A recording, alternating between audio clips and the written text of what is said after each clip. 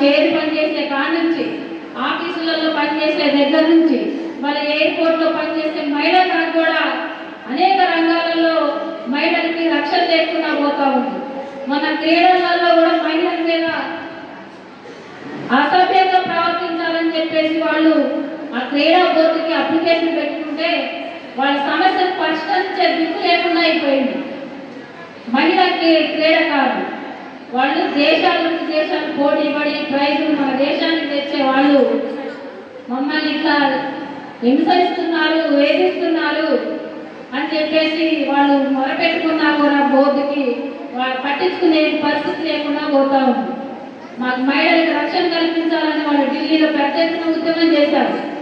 అందుకని ఇలాంటి అట్లా అంత అభివృద్ధి అవుతున్నా కొద్ది మనకి ఇంకా దాడులు, హింసలు అన్ని అనేక రకాలలో మహిళలపై ఎట్లా అణిచివేయాలనే ఉద్దేశంతోనే ఈ ప్రభుత్వం చూస్తూ ఉంది.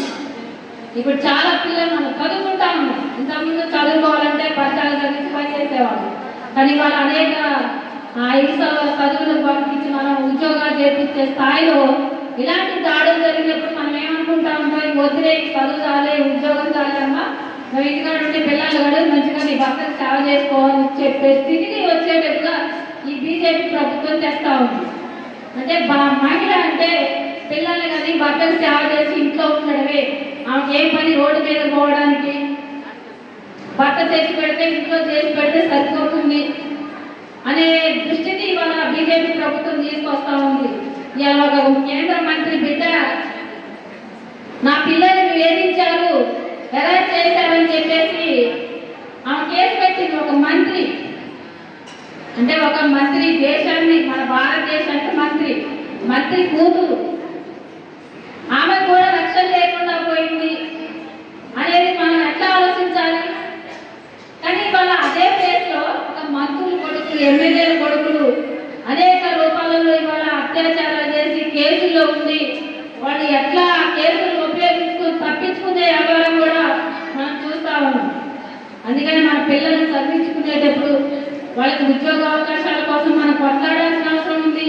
మన పిల్లలకి రక్షణ కల్పించాలని కొట్లాడాల్సిన అవసరం ఉంది. మహిళలకి సగభాగం చట్టబద్ధతగా హక్కులు కల్పించాలని చెప్పేసి మనం కొట్లాడాల్సిన అవసరం చాలా ఉంది. మనం ఇదేంటిదే మనం ఏం అడగకపోయినా అదే వస్తుంది అనేది కాకోకుండా ఖచ్చితంగా మనం హక్కుల కోసం కొట్లాడాల్సిన అవసరం ఉంది. మనం ఆ హక్కులు సాధించుకునేదానికి కూడా మనం ఉద్యమం చేయాలి.